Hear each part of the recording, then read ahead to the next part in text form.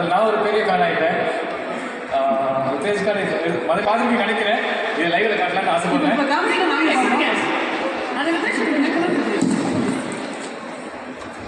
உத்ரேஷ் எப்படி நல்லா இருக்கு.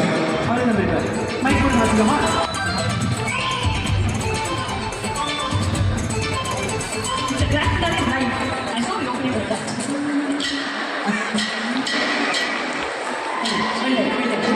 நீ ஓப்பன் பண்ண மாதிரி கேள்வி. Thank you so much. கேமரா